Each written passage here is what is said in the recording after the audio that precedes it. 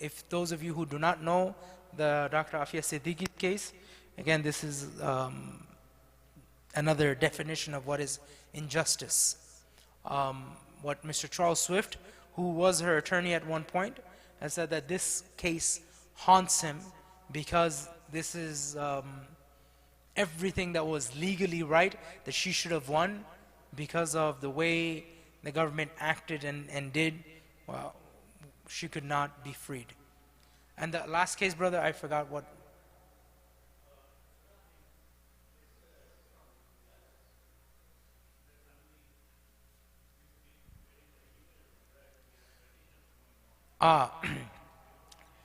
He's from Dallas and he's in Ohio. It's a pending case right now. I can't really make a comment on it, even in private.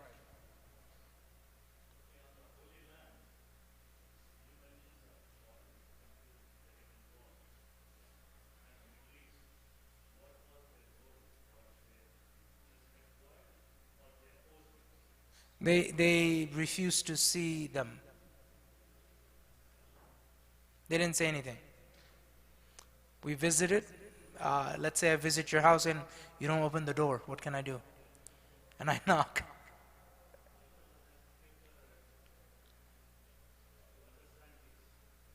But then you have another leader who not only did he open the door, but he also made a phone call.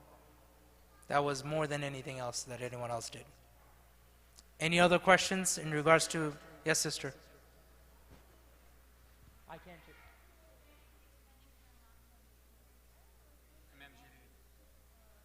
I don't know who that is. I'm sorry.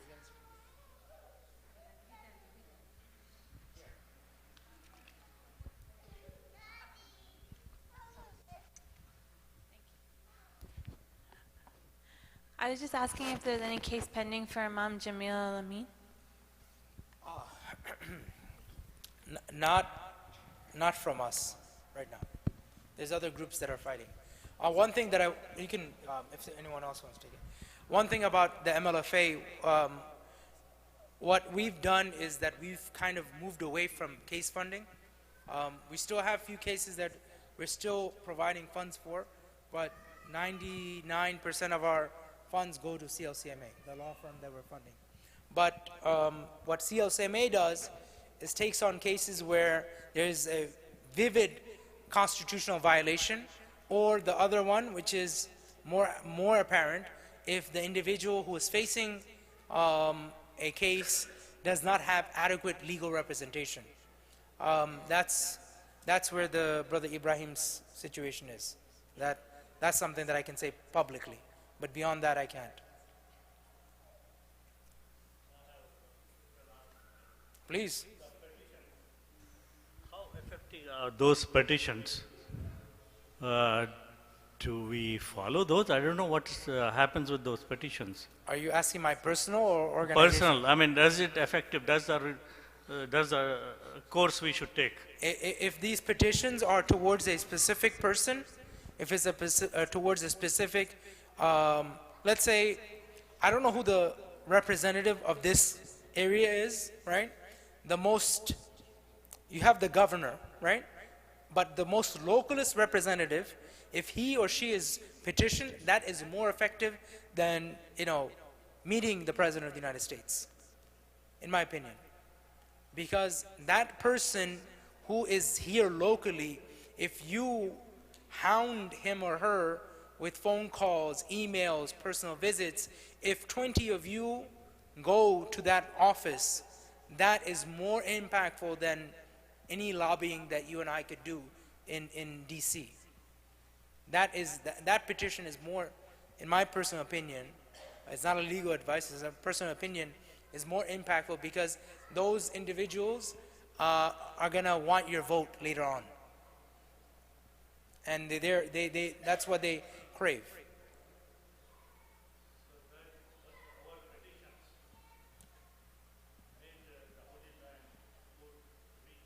President's desk.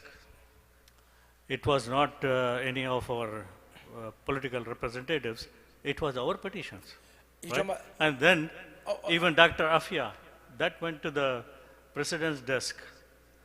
Are they effective? Maybe we should continue doing that instead of reaching our representatives up here. For those sort of things, yes and no. You have to do it with hikmah. Because I've been to several of Dr. Afia's protests. I've seen firsthand how some of the other side acts. They, subhanAllah, in America, it would be, you would have to be living under a rock for you not to have heard of the term Islam, right? The media and the news outlets talk about Islam so much.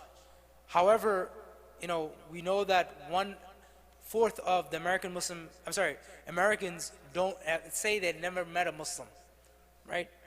With that same notion, there's a lot more Americans who feel that all these things that are in the news is probably true. So when we start petitioning these things, the other side petitions even more. And that gets us into more difficulty. So with the Holy Land situation, we actually did not have a petition publicly the way it wasn't as much petition done for the clemency process. It was done secretly as much as possible. Muslims knew about it, but we didn't publicize it as much. We publicized it after the fact. We did, but not, how do I say this? We gave the adhan, but we didn't use a mic, right? I wanted to, we did petition, but again, we didn't go out and support as much as we did for the Rohingyas or for any other, major catastrophe, because we didn't want attention from the other side. That would be a different battle. Any other questions? So, brothers and sisters, again, please fill out your pledge forms. Please give us your information so that we can bother you later, so we can ask you for your zakat and sadaqah. We need your support for us to continue to this work. But if you, again, need our help, please do not hesitate to get in touch with us. Without further ado, I want to introduce to you Brother Mahmoud Abdul-Rauf for, okay, sure. He's going to stand up. Hey, where's the box? Okay. For those of the young folks that are here, I know you heard of Michael Jordan, Kobe Bryant, right? My brother here, Mahmoud, he actually beat Jordan, right? For when it comes to, for the younger folks, all of you heard of Steph Curry. Well, Steph Curry doesn't have anything on him when it comes to a jump shot. MashaAllah, right? He's that original Colin Kaepernick, right? He's the original person that stood up for justice, that stood against oppression, that stood against the discrimination that is happening against the voiceless, against those individuals who are often neglected. So without further ado, I want to introduce to you Brother Mahmoud Abdul-Rauf. Takbir. Assalamu alaikum. Alhamdulillah. First, I want to thank Allah for being here. I want to thank all of you for coming out and being so patient and listening to what MLFA had to say. How many of you, I'm sure you have, heard of Colin Kaepernick? Colin Kaepernick. Okay, you must be the one under a rock that you talked about earlier. You must be living under a rock. No, alhamdulillah. For those who don't, of course, Colin took a position. He sacrificed his career for what I like to call social justice. And he's a person that anyone who does something like that, as far as I'm concerned, whether you're a Muslim or non-Muslim, it's inspirational for me. And he's taken it to another level, sacrificing also his income, in some cases his life, because when you do something like that, You also, along the way, a lot of people don't hear about it, you also get some death threats because you have some sick people out there. And from his sending food to Somalia, his Know Your Rights campaign, Meals on Wheels, I mean, the list is long. And I'm looking at your shirt with Muhammad Ali on it, you know, and of course Colin Kaepernick was inspired by likes of Muhammad Ali, as was I and so many others. Well, 20 years ago, give or take, by the grace and mercy of Allah, I also took a position when I was in the NBA, which was not to stand for the anthem or acknowledging the American flag, of what I saw to be a symbol, and I still hold true to that today, of oppression and tyranny, globally and domestically. And my career was shortened as a result of that. But before getting to that and how all of that came about, I just want to start off by, because sometimes when these things happen, in particular athletes do them, there's this impression, in particular when you're a black athlete, there's this impression that you just stumbled across it. There was not a lot of deep thought into it. But I think everything has a genesis. Everything has, you know, a place where it comes from. Well, me, I grew up in the South, in Mississippi. You know, I grew up in a family where, you know, I still to this day, I don't know who my father is. The last thing my mother told me on her deathbed was that he was a white guy. And I tried to get this information out from her day in and day out for years. And I just decided, you know what, let me give it a break. And after my first year in the league, I asked her one more time. I said, Mom, look, this is a missing piece. I just want to know. It's not like I'm going to disown you or anything. What can you tell me? She said, he was white. And it ended there. She didn't tell me anything else. So she passed away, and I let her die with it because I didn't want her thinking that knowing that information was more important than what she was going through. But, you know, I grew up in not knowing my father. I grew up, my mother had an 8th grade education. And she wanted me and my brothers to be educated, obviously. But, you know, I didn't grow up in a family where we were taught critical thinking. We were taught how to solve problems. Well, that was something that was instilled in us.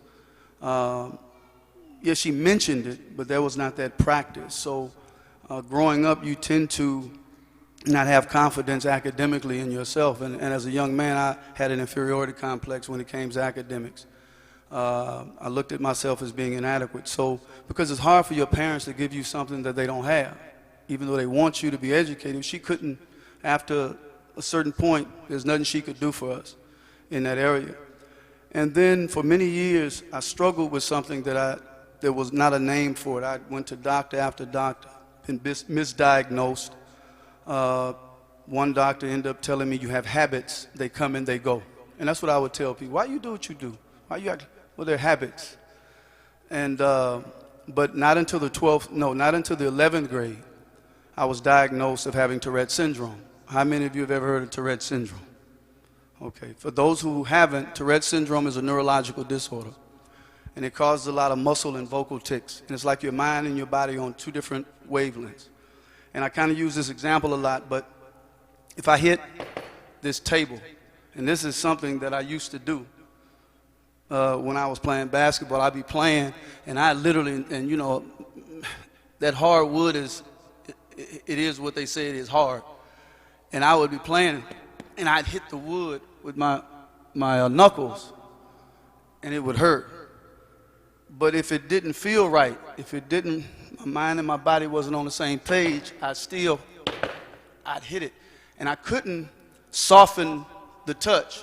I'd still have to hit it with the same intensity until it felt right, until I moved on. Well, you take something like that along with trying to read, trying to process information. You're in a classroom of young people. And when you're young, you know, hey, kids have no mercy. They see a weakness, they're going to exploit it. They're going to talk about you. So you're being janked, you're being ridiculed, joked about. So you're trying to learn. You're trying to listen to the teacher, but you can't hear what she's saying because you're too busy trying to be still. Because having Tourette's, I mean, you have these vocal tics, muscular tics, you're trying to stay still. And so you couldn't possibly pay attention. So you're struggling with that also as a young man, growing up in the streets of Mississippi, growing up poor, not always having enough to eat, not having proper clothing all the time. So these things have a tendency, your environment has a tendency to shape and mold who you become. But I was blessed at that early age, going through all of that, because you see so many people in that same or similar condition, and they allow those things to get the best of them. And some of them end up spending a lifetime of crime. I have many of my friends growing up. Basically, you can say the prison system raised them because it was just too much for them to handle. But I was blessed at the early age of like 9 and 10 years old to know what it was that I wanted to do with myself, and that was to play basketball. And not just to play it, but trying to be the best basketball player that I can be. And one of the reasons I wanted to be great in basketball, not only because I was blessed with athletic ability, but you just have the desire to be great at something. But on top of that, I had such a strong desire to get my mother and my family out the ghetto. And then I was also that little child at 12, even at 9 or 10, because I grew up in a Christian background. My grandmother, my aunts, my uncle, they were the ones that taught me about the concept of God. They taught me about the concept of prayer, and whatever you pray for, right, move in the direction of your prayer, because there's a greater chance of it being, of it coming to life, of you being successful. And think of something bigger than yourself. Always pray for someone or others more than praying for yourself.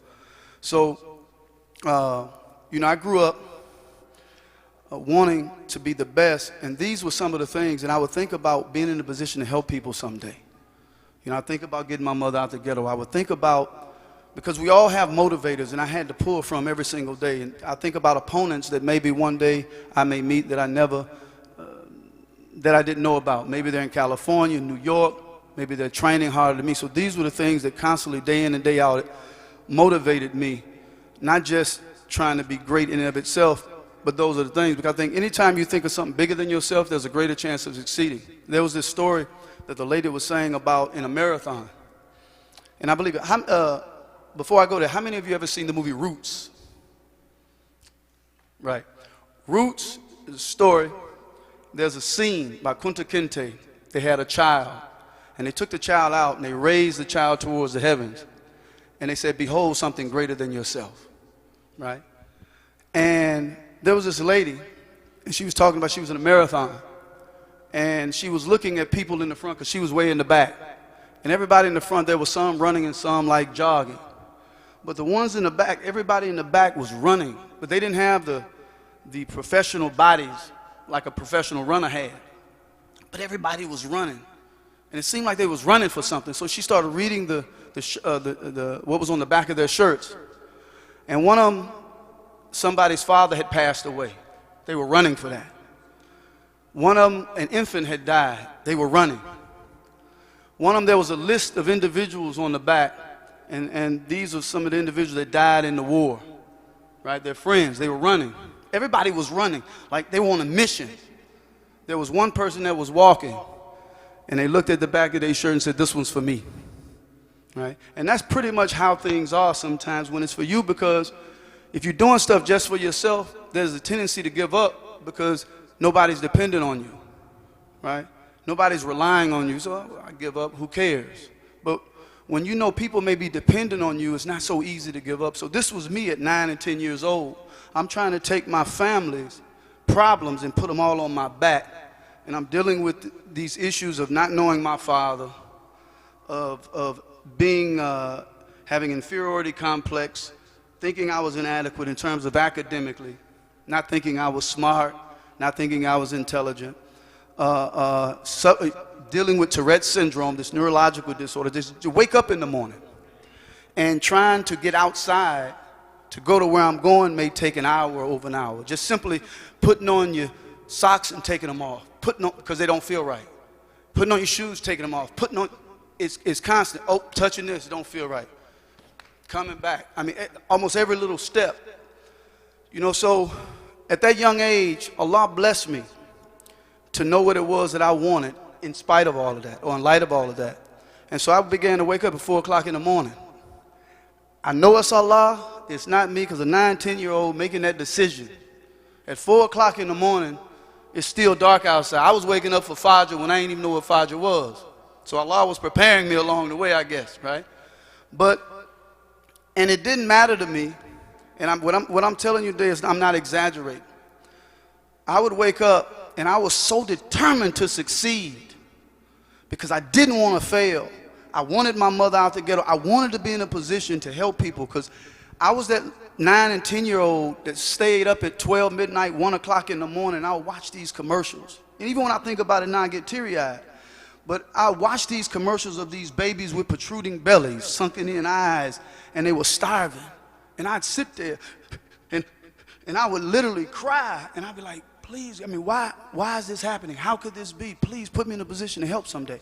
And so this was also one of the reasons, one of the things I would think about when I would wake up, when sometimes thinking about your mother in the ghetto is not strong enough as a motivator. You have to pull from maybe the basketball players that may be training in other states that you don't know about to get you going. When that wasn't strong enough, it was thinking about being in a position to help somebody someday. That woke me up and got me going. So these are the things that I would think about. A lot of people don't know, even in the NBA, when you hear about, Mahmoud scored 51 against Stockton, he scored this against Jordan. A lot of days back, we got an old group, so y'all know about the VCR. All right, the VCR is gone now. But back in the day, in the league, I would have this portable VCR player. I would take on the road. How many of us have ever heard of the movie The Message? All right? Lion of the Desert. The Battle of Algiers. All right? Well, I had those movies, but also during the war in Chechnya, I had some live footage of what was going on in that war at the time.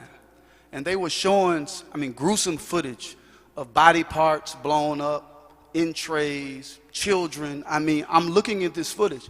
And a lot of times before the game, I would pick and choose what I would watch. And I would sit in my hotel room and I'm watching these videos. And little did the opponent knew that I may come out in the game. I'm not one of those looking like I've never been that way. But I was like, may shake his hand. Good game. I was smile, but in my heart, I'm looking at you like you didn't violated my mother, or that you were the reason why we're going through what we're going through. In order for me to get justice, because at that time, I didn't, outside of giving money and something like that, I couldn't be in those places. There were things I just couldn't do physically. This was my way of psychologically trying to stay grounded, trying to stay connected to what was going on. So in order for me to get justice for them, I had to annihilate you that game. And so this is how my mind is constantly, this is how my mind is working. So these are the things that I would do. So as a young boy growing up, I knew that I wanted this. So I would wake up, and it didn't matter if it was, and I'm not exaggerating, if I had to go back right now, I'm thankful to Allah that I'm a Muslim. I'm thankful to Allah for all the struggles. But knowing what I know now and how hard it was, and knowing now that I had a better chance statistically at becoming an engineer, a doctor, or a lawyer than being an NBA basketball player, it's like 1 in a million. Major, chance of not making it compared to those things. I don't know if I'd go back and do that. Because it was literally that hard. There were mornings waking up, I'm crying like I don't want to go. I loved the game, but the work was so hard. And one thing could just literally destroy your career, an injury, anything. So I'm like, man, I don't feel like going today. But I'd have to pull from those motivators. And it could be thundering and lightning outside. I'm talking about, I'm not you've heard the lightning when it comes through the sky, you can hear it coming.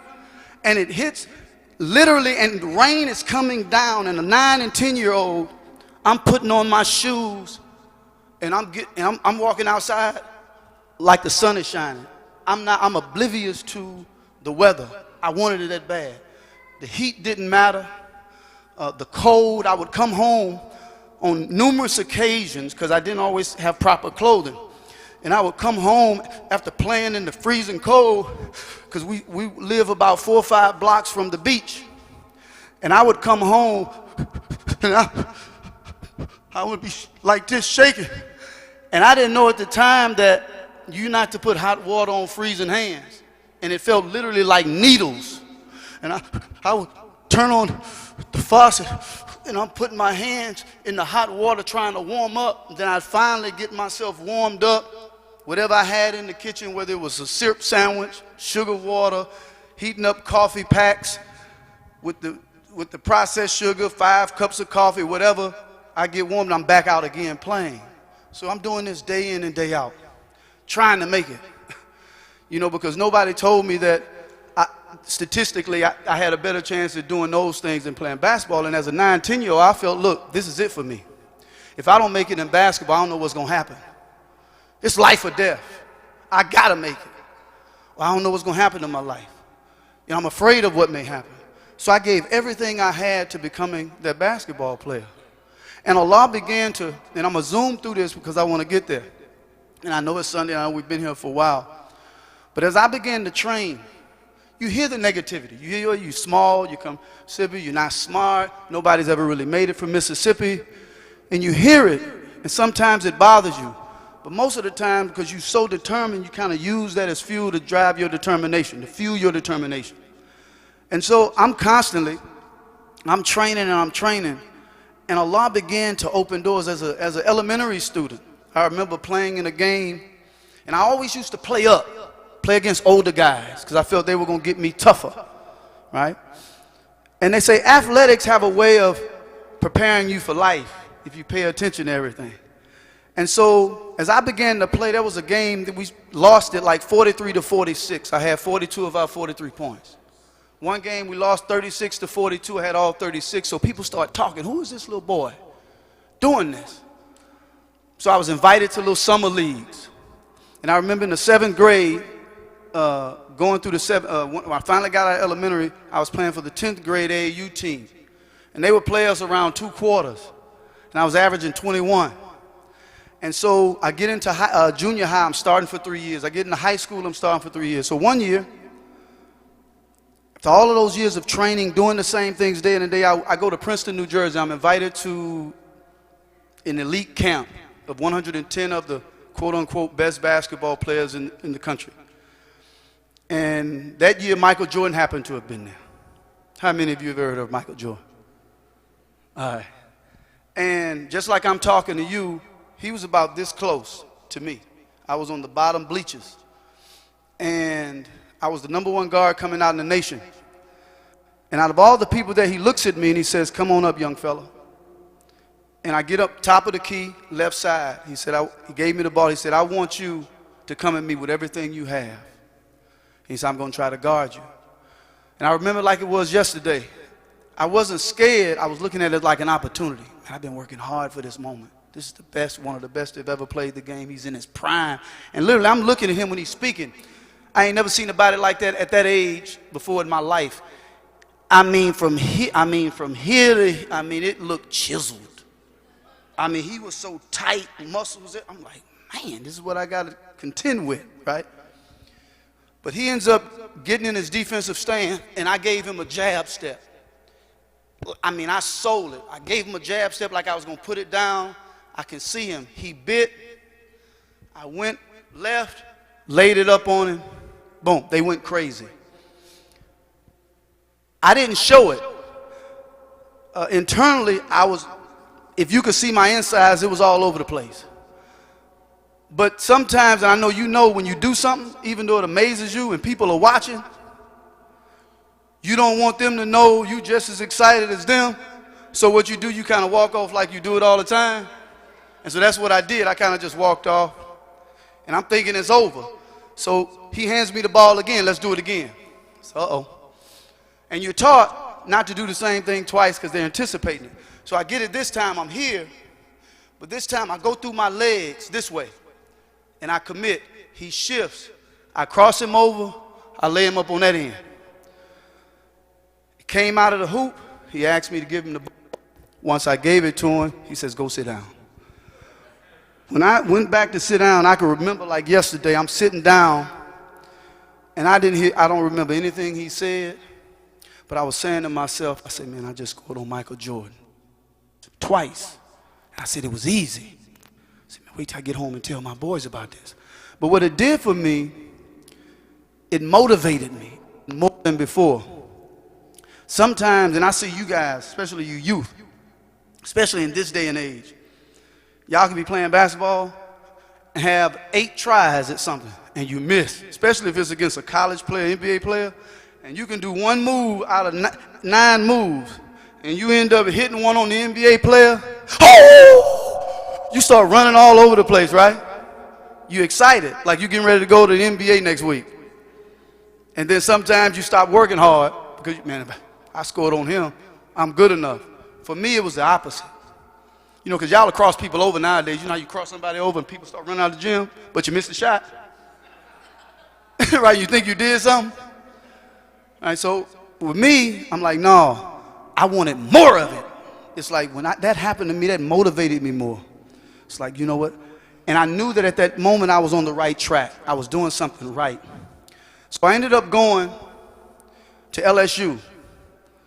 And my second year, I was a teammate of, well, Shaquille and I played. He was a freshman. I was a sophomore, my second year at LSU. But my first year, I remember the coach telling me, and I'm going somewhere with all of this. I remember my coach telling me, a journalist asked me, he said, what do you want your career to say for itself when it's all said and done?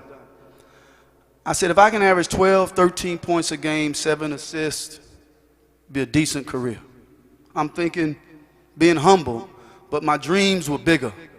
But I didn't want to tell everybody, because sometimes if you tell somebody, man, I want to average 30-some points a game, I want to be this, this, and this, they might think you're arrogant, or they may think, oh, man, you wishful thinking, and try to talk you out of it. So some things you just keep to yourself and you keep striving. My first game, I had 12, 13 points, about 7 assists. My second game, I had about 21 points. Coach stops me at the door after the game was over. He said, we need you to score more. At that time, my name was Chris Jackson. I said, Coach, I'll try. Third game as a freshman, I had 48. Fourth game, I think 36. Fifth game against Florida, in Florida, nationally televised game. They had a laundry list of All-Americans on their team. Number 1 team in the SEC.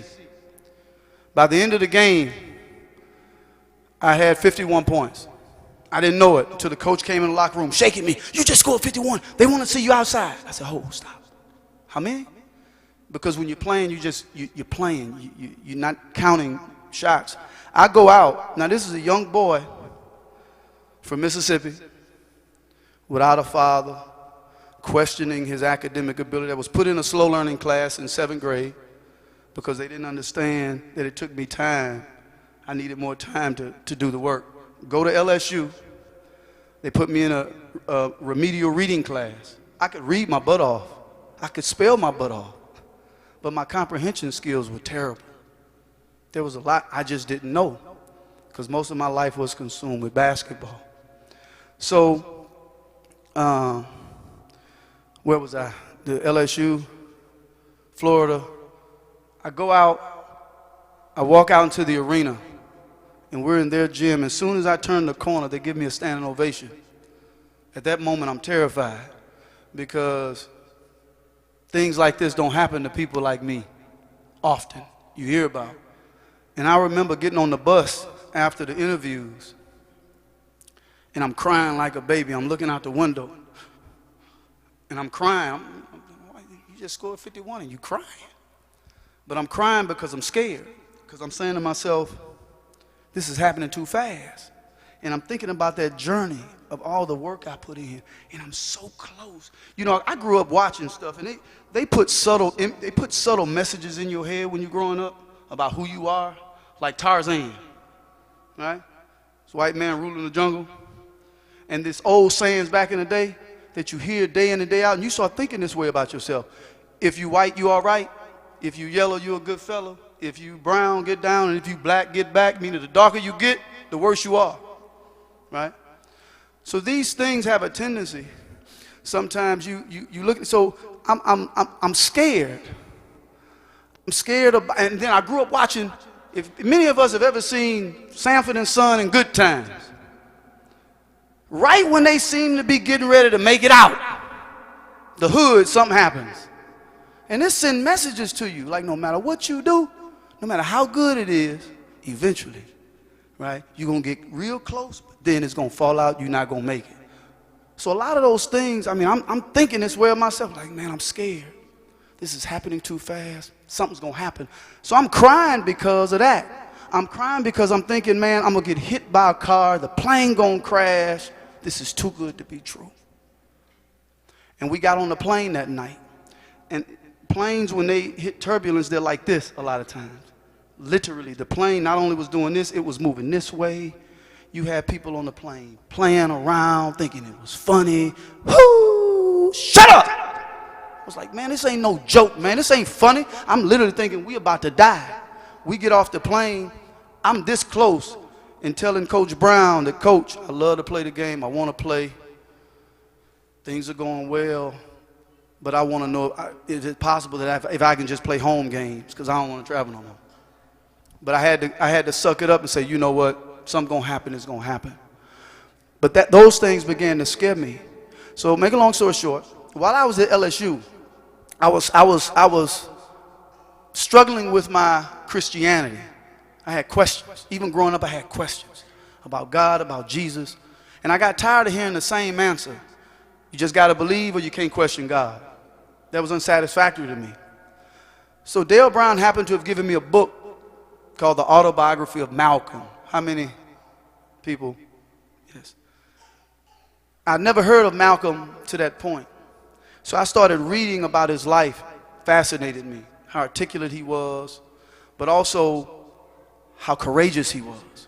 Because I grew up in the South, and I grew up seeing the way the relationship with whites and blacks were. How when blacks had to confront whites, they'd be very submissive, like down, head down, couldn't say what was on their minds and their hearts. But in private, boy, they curse them out. And you find yourself, as you're growing up, doing the same thing because this is what you see them doing. But I knew, because I would see things and I know it was wrong, but it was hard for me sometimes of putting my finger on it totally. But it was also, I was afraid to say something about it. It made me nervous. But I knew that wasn't natural. It didn't feel natural because I felt like a coward. I felt guilty. Even at that young age, I'm saying, man, I don't like the way this makes me feel, so I'm battling this year in and year out, right? Trying to figure all of this out. And I'm looking at the relationships that exist between people. And so I get this book and I'm listening to this guy, and I'm at LSU and I'm struggling with this Christianity thing. You know, I was putting crosses on my shoes, crosses in my shorts. I was doing all the types of, because I was trying to identify with something, because I always believed in a higher power. I always prayed. I mean, I did that religiously, you know, but I'm struggling with this idea. And I was drafted to Denver, the third pick, first round, after my second year at LSU. And at that time in Denver, I was still struggling, but I didn't know where to go. And I knew, I was reading Malcolm and all of that, but I was still unsure, because when you've been taught something for so long, it's hard to let it go. You're scared. And I was in contact with this priest, and he had a protege named Mark James. We became very tight. And one day, when we were alone, Islam came up in conversation. And I said, man, you interested in Islam? He said, yeah. He said, you? I said, of course. He said, I met this Muslim brother. He said, we can go to the masjid on Evans Street in Denver and pick up the Quran. I said, okay, let's go. So we took off. We were excited. I remember going to the masjid. There was a beautiful brother. Talked to us a bit. He took us down, gave us the Quran, rushed back home. I opened up the Quran. It's 2 or 3 pages. And I'm reading it. He's reading his. I turn another page. I'm reading it. Like I said, it was 2 or 3 pages. I can't tell you the exact verses, but I still remember how I felt. I remember looking across the table at that brother. I said, man, I don't know about you, man. I'm going to be a Muslim. That's it for me. My quest is over. It's like everything that I've been, the questions that I had, everything, it was like it was made clear to me at that moment. So I began to go to the masjid. I began to talk. And what's interesting is that Allah tells you to iqra, right? Read, analyze, ponder, think, reflect. So I began to do that. And there was a bookstore on Colfax in Denver named Salam Books, a Muslim brother owned. And after practice, mostly every day, I find myself at the books. I probably bought every book he had. He had conspiracy theorist books, religious books, political books. And we sit and talk. We drink tea or whatever. Sitting, something about Muslims and tea. But we sit and drink tea and just talk. And the more I read, I started realizing that, man, the public system, the public educational system failed me. Not only did my mother and people around me, but it failed me. There's so many things that I felt I should have known that I didn't. Like I came across a book called The Prince of Slaves, and they were talking about Abdul-Rauf being enslaved in Natchez, Mississippi, which is only 2.5 hours from Gulfport, where I'm from. Now we're in history class. If anything, teach us that. It's right up the street. This is something that happened up the street. And they start talking about how his father was a king in Timbuktu. And then you start reading about Timbuktu and the things that existed then, the universities, right? And the judicial system and so on and so forth. When I'm thinking that things, that's related to blackness, right, our history, that we were uncivilized, right? I say, man, maybe if I'd have known this stuff growing up, I wouldn't have thought of myself as inferior. Maybe I wouldn't have thought of myself as thinking I was inadequate. Because one of the worst things I think you can do to an individual is strip them from a knowledge of self, a knowledge of their history. Because you're always susceptible to someone else's interpretation of who you are. You start living a life that other people want you to live, or based upon what they say you are. So I got angry. I started getting an attitude. I felt, this is deliberate. Somebody's cheating me. This is the way I felt. Because I'm growing up all of this time feeling this way about myself. And I'm like, man. Then I start reading books. I start coming across books, Noam Chomsky. And if you like something that he's talking about, you know how when you're reading a book and he mentions somebody? Well, if you like what he's saying, he mentioned this guy, well, I'm going to go get this guy's book too, or this woman's book.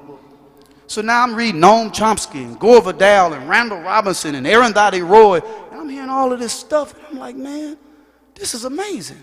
And they're talking about what America is doing globally, what's happening domestically. And it's blowing my mind. And I'm thinking about growing up poor, and it don't have to be that way. And then I'm thinking about the children that I would see on television that don't have to be that way. And you telling me all of this wealth and prosperity, and think there has to be a system that's keeping it that way. So I'm telling you the way my mind was working then and the way it still works now. So I developed an attitude.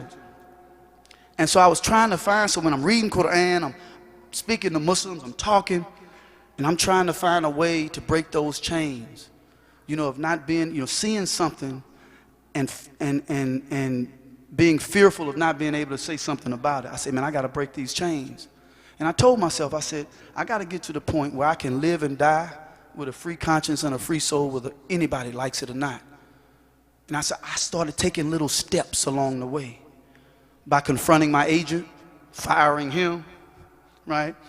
Challenging the general manager, Bernie Bickerstaff. So I started developing strength as a result of sticking up for myself, learning how to say no. And one thing led to another. I said, I end up looking at this symbol that they say supposed to represent freedom and equality and all of those things. I said, well, it's not representing that to me. And I know Allah said he didn't put in the human being two hearts. You can't be for Allah and Shaitan at the same time. Right? And I'm looking at all these ayat and I'm like, man, I just can't do it.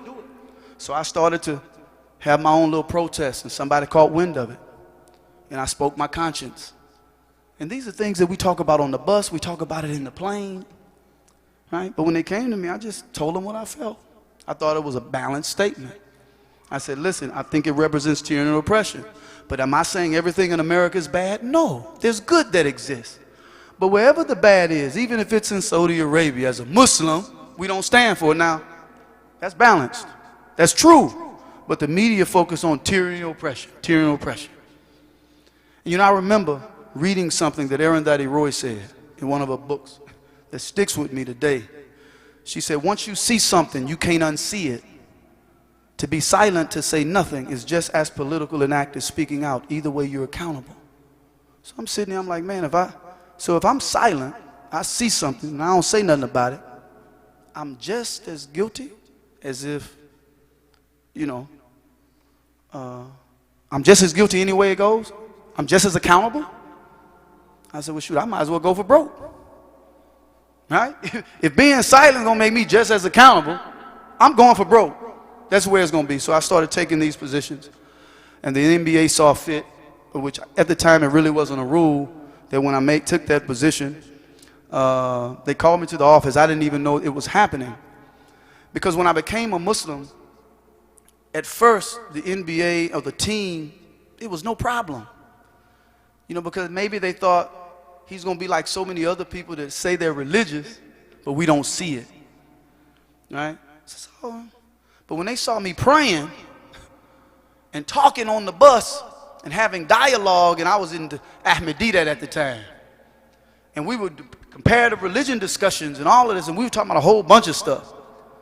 They said, oh, this Negro's serious. You know, he's taking it serious. And you would actually see him on the plane when we would start talking. I'm the coach. Everything's going fine on the bus or the plane. Soon as we start talking about politics or religion, this is the head of, and I would look up to see, and this is their head. Like, here they go again. Right? So, no, the coaches. Yeah, the coaches be shaking their heads. So, what was I saying before I got there? I lost my train of thought. You messed me up. Who could remember what I was talking about?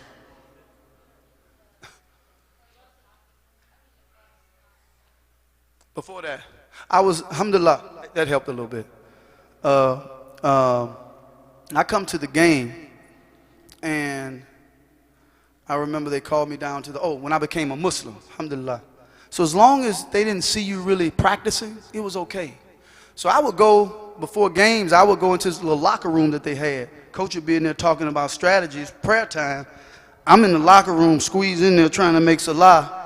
Then I come out, it was right in the locker room. I'd come out, I'd go back to where he was and catch up with him. He couldn't say that he didn't know the plays, all of this. But I'm making my salah, I come out. They ain't saying anything. But when you start losing, they start nitpicking. We got people that don't come to the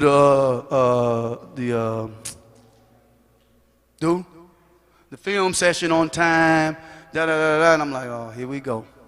All right.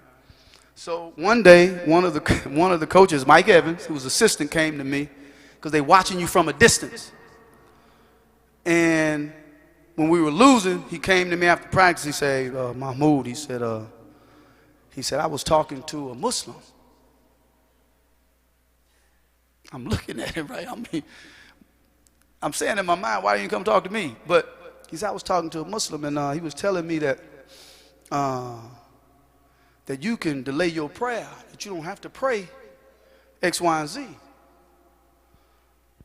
And I got offended because you're going behind my back trying to see if I'm practicing my religion. You should be concerned about stuff that you're doing. But I said, listen, and I just basically told him in a nutshell, I said, listen, if I fear for my life, if it's situations like that, I can delay my salah. And I was like I looked around in the gym when he was talking to me. I said, as far as I can see, there's nothing here to fear. You know, I don't fear for my life or anything. There's no, bullets or whatever. I said, so I'm going to make my salah. I said, man, if you got anything you want to know, I said, don't sneak behind my back. I said, come ask me like a man. I'll tell you. Right? And he apologized. But what happened was they would even try to get me not to fast. I said, look, man, Jim, the trainer, he said, well, I don't think you should do it. I said, Jim, this is what I believe. You do what you do. With all due respect, I'm going to do what I do. That year I began to fast. It was my first year being a Muslim. Hakeem, beautiful brother. I love him to death. He, after the game, we got together and we were driving. I said, man, I need to go get something to eat. It was Ramadan. He said, I haven't eaten. He said, you ain't eating? He said, you fast? I said, yeah, I fast. That's all I know. I said, man, I'm going to tell you. I know it's Allah. I said, you would think that you're not going to have the energy. I said, but I'm more focused. I have more energy during Ramadan Then when outside of Ramadan, I said, man, I can't explain. I just feel a whole, I'm like, it's on another level. He said, well, if you fast, I'm going to fast. Because he wouldn't fast on game days. And so he began to fast. Now, they were telling me not to fast. But CNN came out with a report, and they said after Ramadan, they said the Muslims, in particular myself and Akeem, they said they were fasting, their stats went up in every category. So the next year comes around. Jim walks up. How's everything going? Oh, I'm doing real good, man. How was your summer? Real good, real good. When is Ramadan? Now they want Ramadan. They want you to fast because they see the benefits, right? And so this was, you know, this was, as long as they can see a benefit that can benefit them, they're cool. But if they see you really practice, you're trying to be conscientious, you're trying to do the right thing, you become a problem. So they called me down to the office, and I'm going to end in a couple of minutes, inshallah. They called me to the office, and at that time, I'm getting ready to play. It's right after the flag. After the interview I gave, Bernie said, some people from the NBA want to talk to you. I said, okay. And they identified themselves as Jewish. And they said, we work in the office of David Stern. And he said, they want to suspend you if you don't stand. I said, Bernie, I can't do it. I said, tell them to do what they want to do. So they talked to me. They tried to convince me. And they ended up giving me a story. They said, we're Jewish. I'm going to give you a Jewish whatever. And they started telling me the story. And I listened. And after they finished, I said, I appreciate that. I said, but with all due respect, I'm not Jewish. That story don't apply to me. I said, so you do what you got to do, and I'll do what I have to do. So Bernie looks, and they hang up the phone. And I'm thinking, I'm so green, I'm thinking it's going to take a week or so before the fine or the suspension comes into effect. I'm like, Bernie, can I go and dress now? He says, no. He said, you're suspended. I said, now? He said, yeah, it's effective now. I said, all right, well, can I go and get dressed and go watch the team and support the team? He says, no. I said, what you talking about? He said, you can't even be on the premises. I said, really? So, okay. So I walked down to the locker room, getting my stuff. My teammates were watching me. What's going on? I said, man, y'all have a good one. Boom, boom, boom. I'm out. They suspended me, X, Y, and Z. So I go back, and before you know it, it's all over the news. It's global. I had no idea. And, you hear about you, they're assassinating your character. They're saying things about you that's not true. And it angers you. You want to lash out. And I remember talking to this Muslim brother. He put things in perspective because I came back, and I really didn't want to come back. But this brother said, as Muslims, when we make a decision, if we see something better, we do that. And I was talking to this brother. He gave me the example of the Prophet ﷺ. And he said, there was a Jewish funeral passing by. He said, you make the choice. Either way, he said, you can use this as dawah. He said, but it's your choice. He said, a funeral was passing by, a Jewish funeral, and the Prophet stood up. And some of his companions said, why did you stand up? Right? Basically, the history that we have with these particular people, right, at that time, he says, I didn't stand up for their cause. I stood because Allah gave a life and took a life away. He said, so you can go stand, but it not be for that cause, right? I love that brother to death, but at the same time, when he told me that, I hated him because it made sense. And you're thinking about, you're trying to weigh what's the better approach. And I admire him so much because of his expertise, his knowledge, his faith, how he represents the deen. So I decided that's what caused me to come back. And the first thing that they say, so you compromise. I said, no, inshallah, I never compromise. I said, but as a Muslim, if we see something better, we do that.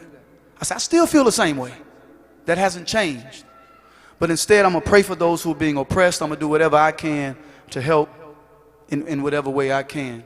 But this is why. But I said, in no way have I changed my position. And that's kind of like, and I missed a lot along the way. But these are some of the things that eventually, because sometimes when we think about a decision that a person makes, we don't look at the history behind what brought that decision to where it is. And that history really started from when I was growing up in Mississippi. The things I saw, the struggles I went through, they shape you. They shape and mold who you become, whether we like it or not, the way you see the world, the way you think about things. And I was blessed to grow up in a family, even though they weren't Muslims. They taught me the value of a higher power. They taught me the value of praying for somebody bigger than yourself, right? Of being courteous and all of these things, of caring for people. And so that's something that for me has never left. And Islam has only enhanced it, right? Brought more perspective to it. And for me, the best thing that ever could have happened to me, I can care less about the NBA. I can care less about the millions that I lost, because I don't look at it as a loss. You know, if I didn't go through that, maybe there's a strong chance that I wouldn't be here today, that I wouldn't be a Muslim today. You know, I believe that blows don't break your back, strengthen it. These things that you go through are meant to make you wiser and stronger and better. And I pray that this is why I'm going through them. And we all go through stuff. I don't have a monopoly on struggling. Nobody does. We all struggle some capacity. There's a great book, if you can get it. It's called Chop Wood, Carry Water by Joshua Metcalf. And it's talking about falling in love with the process of becoming great. Because sometimes we're thinking of the future too much, right? And we strip ourselves of what's present. But it's a beautiful book, and there are lessons all. And it's not a Muslim who wrote it, but the teachings are Islamic all the way. And they put things in perspective. But alhamdulillah, you know, we all have our journey, and we all have a story, and everybody's story is compelling in some way. And I'm just hoping that maybe a little stuff that I went through, and of course it's hard to give your whole life story in a matter of 20, 30 minutes, right? But I'm trying to give a little bit of back of what caused that decision to get, you know, to put me where I was. And there's something also that I live with. There's a verse in the Quran, he mentioned it earlier. Ya ayyuhalladhina amanu kunu qawwamin bil qist shuhada lillah. Right? To constantly, right? Oh, you who are secure in your commitment to Allah, be ever steadfast in upholding justice. Right? So constantly thinking of those things. And George Washington Carver said something, and I'm going to end with this. And I think about it all the time because it's Islamic. He says, no one has the right to come into this world, then go out of it without leaving behind distinct and legitimate reasons for having passed through it. Allah says He's given you everything in the heavens and the earth to sakhra, to utilize. Who are we with what Allah has given us, right, in our human capacity, to waste it, to not use it to its maximum, right? We don't have that right. So He says, no one has the right to come into this world and leave it without leaving behind distinct and legitimate reasons for having passed through it. So I think it's up on all of us to try to leave a legacy worth leaving, that somebody can build upon and grow upon and develop. Like when we think about the Muhammad Alis. Matter of fact, all of these people, the Muhammad Alis, you name it, the Colin Kaepernicks, whether Muslim or non-Muslim, anytime you see one of us doing something and it pertains to something that's righteous and about justice and equality and fairness, you can best believe in some way, whether they heard it directly or experienced it through somebody else practicing it, it all came from Allah and His messengers, because they were the originators of standing up, right, and having those principles. So that's all I want to leave you with. Thank you very much. I hope I didn't take too much of your time. Anything I said that was incorrect, seriously, and I know we say this as Muslims and it sounds cliche, but really the blame is on me. Anything I said you may have benefited from, all praise, and all praise belongs to Allah. And please keep me in your dua. I'm struggling. I'm a struggling Muslim like we all are. You know, we're all trying to get to Jannah.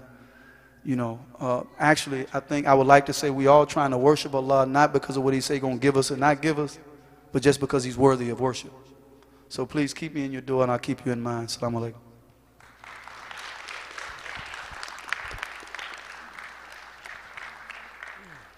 Jazakumullah khairan, brothers and sisters. If you have any questions, we can ask. But before that, again, I want to remind you, please make sure that you take a pledge form, fill it out, even if it's $1 or whatever. Support this cause, because we are practicing what we're preaching, which is standing up for justice. So we need your support. Make sure you make an effort. Make sure you're part of this effort. When we are united in this effort, there is barakah. When we stand together, inshallah, there is some change that we can make. We'll take some questions, inshallah. I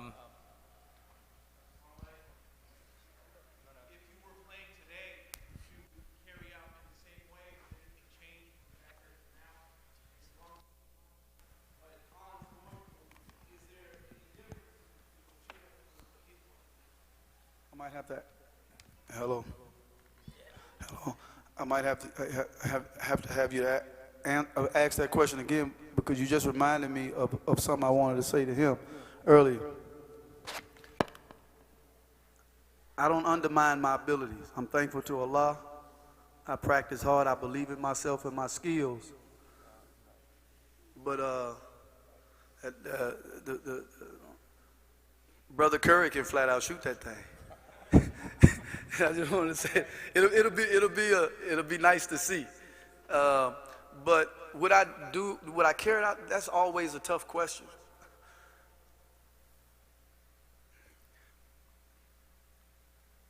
If I was forced to give that answer based upon who I am now and what I'm still doing, the fact I'm here and I'm still going around and things I do also privately trying to make a difference, I've been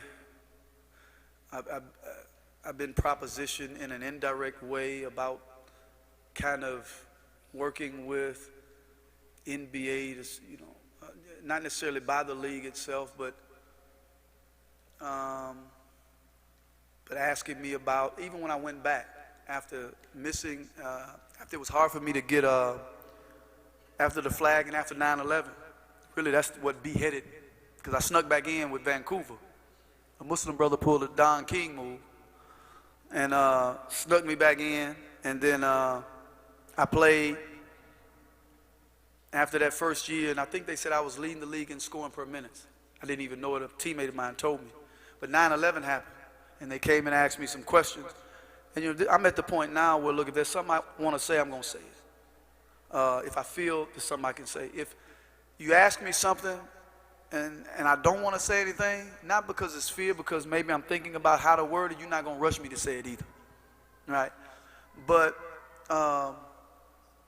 that's what really, because it beheaded my career, so I couldn't really get back.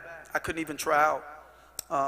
So I could have when I got back into the league, because so how are you going to, before I went to Vancouver, Dick Versailles, the general manager at the time, whatever, he said, so how are you going to deal if it comes up with the flag? I said, the same way I've been dealing with it, right? So that was still on their heads. And after 9/11, of course, it's just like, okay, enough is enough with what he said. We don't want him back in the league, even though I was performing. So the fact that I'm still doing it, I haven't stopped, even though I know part of what we do should be seen, right? Just like he was talking about earlier. But also a lot of it, I think, is not necessary to be seen, right? And so I struggle with that as a human being about, I like to do a lot of things privately, because I'm always trying to check my nafs. I don't want it to be about fame or, position or getting pats on my back, but some things have to be that way. So just because you didn't hear and see, it doesn't mean the person's not working. So I've been doing this since that day. So I would like to say, to answer your question, I would probably be more vigilant, right? Because along the way you read more, you study more, you come across ideas, and they shape you and strengthen you more than maybe before. So now the other question.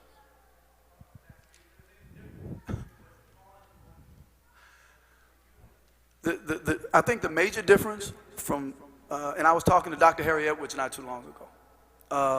For those who don't know Dr. Harry Edwards, he influenced Kareem Abdul-Jabbar during that period not to go to the Olympics when a lot of stuff was going on with Muhammad Ali, and at the time they had the Black Power movement. And then he convinced Tommy Lee Smith and John Carlos the black gloves in the Olympics. But he was telling me, he made a very good point. He said that when Tommy Lee Smith and John Carlos did what they did, there was a movement that they can frame it under, the Black Power movement, right? Colin Kaepernick, Black Lives Matter movement. You can frame it. He said, Mahmoud, when you and Craig Hodges, it's like you guys were in an ocean alone. There was no movement to frame it under. So it's like you did it, but they couldn't attach it to anything. So with Mahmoud, it's like they didn't know if, was this just about the Muslims or was just in general about global justice, right? And so I said, man, that's powerful. That's interesting.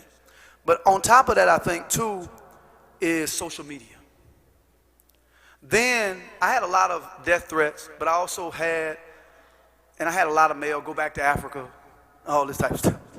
But I had a lot of support mail from Jews, atheists, Christians, of all different, persuasions. But the media, you could best believe they were getting that too. But they can choose at that time to not report it and show what they want to show. Unlike today, and the example that I give a lot is Abdullah, the Muslim football player. When he went into the end zone, he went into prostration.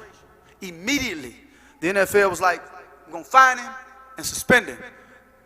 People got on social media, what about Tebow? They pulled back immediately too. And that's the power, and that's the difference. Because even then, if you go back, there were people, there were students that I can remember seeing little newspaper clippings of a soccer player, little girl not standing, a Caucasian girl. You had people doing it was everything was similar, except not being able to frame it in a movement and not having the power of social media to people can voice those things. Yeah. Yes. On the same lines, there was no like MLFA at the time, but did you try to pursue some sort of legal justice? Because it was your right to be able to protest at the time, and you're new to you were like one of the first people to do this. What did you try to do to like fight for your freedom at that time? I guess I was sort of naive, because I always tried as much as possible to look at the best part of the human being. Like Allah says, why is it when we're mentioned, we don't think the best of each other? And so I'm thinking, well, you know what? Okay, I'm back. They know why. They know that this is what I believe. I don't stand for it, but I'm praying for the oppressed, doing what I do. I'm still gonna be Muslim, inshallah, committed. But I'm gonna be professional. I'm gonna go out, do what I gotta do, try to perform to the highest level. They're gonna leave me alone.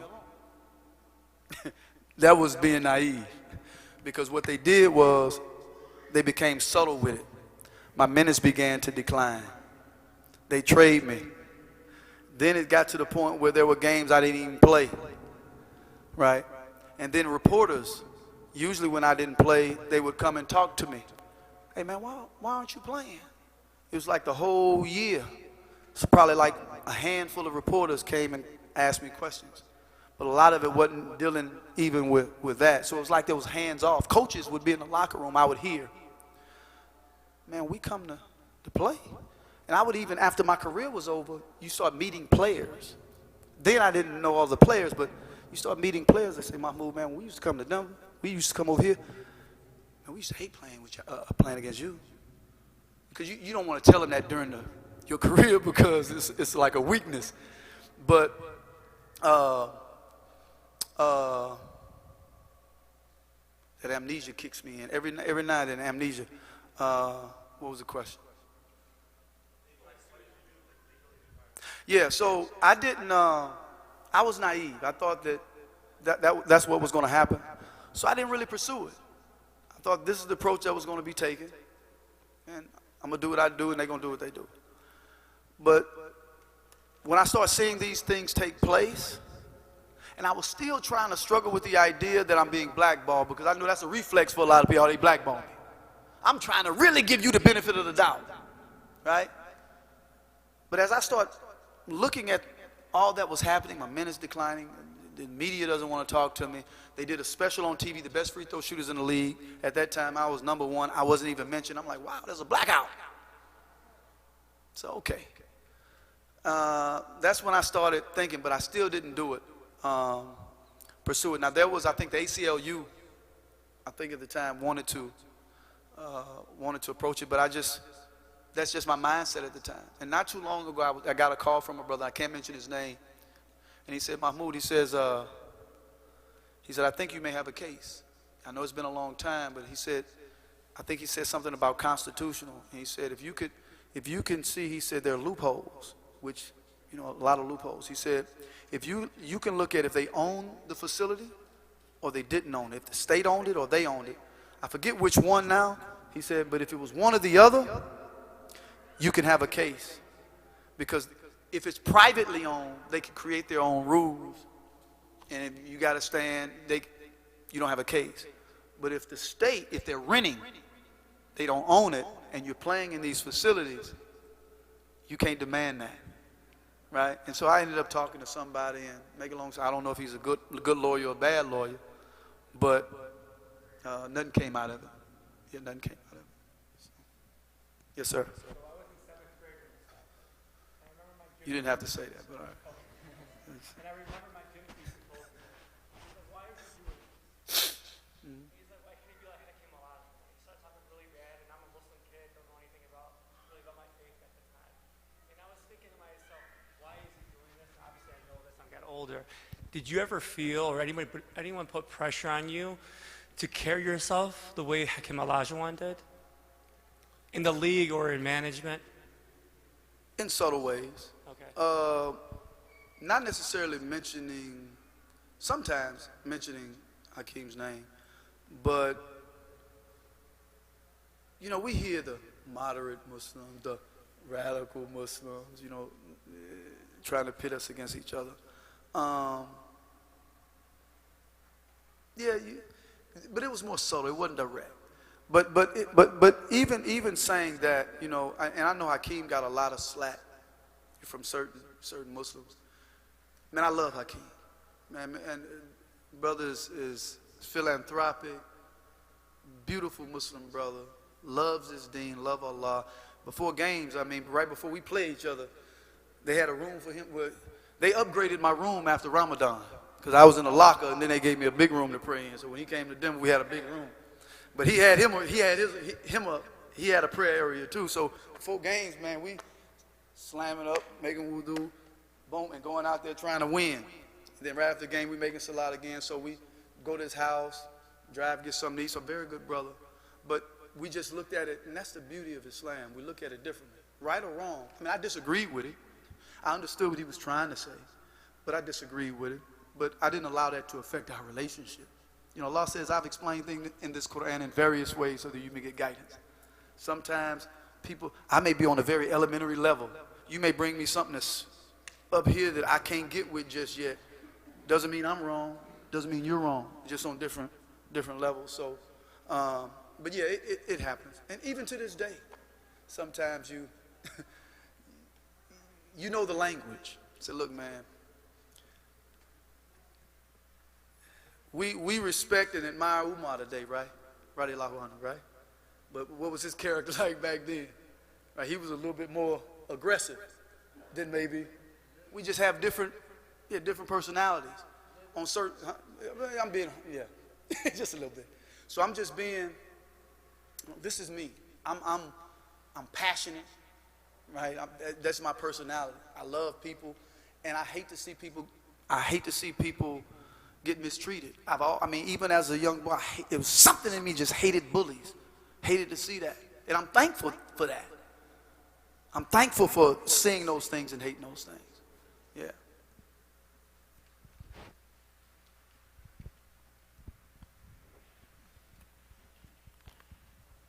Thank you.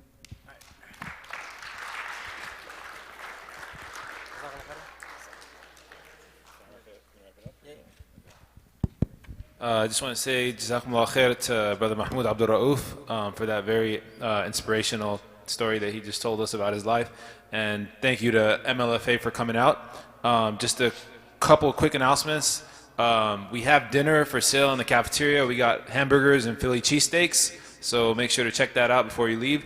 And then we have this upcoming event for any youth that are interested or any parents. It's basically a winter camp. It'll be from December 26th to 28th, 2 nights, 5 meals. Registration is open. You can stop by the office.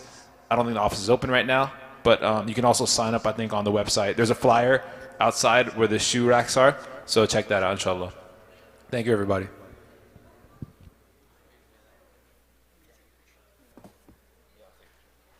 If you can form a line this way. No, yeah, bro. Just right behind it. Right there.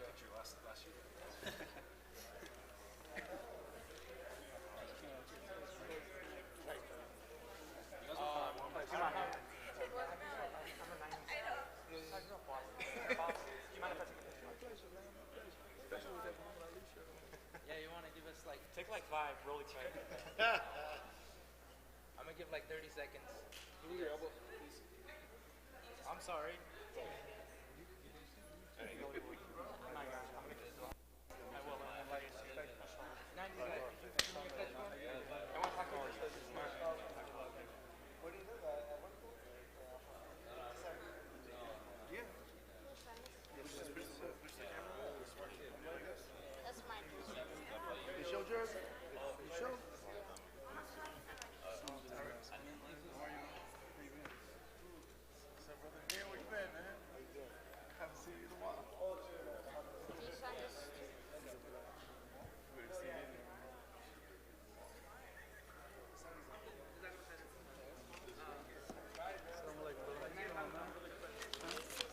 Like you can play some basketball. So usually the people say answer that real quick and say yeah, usually they're not that good. We have a D4 league.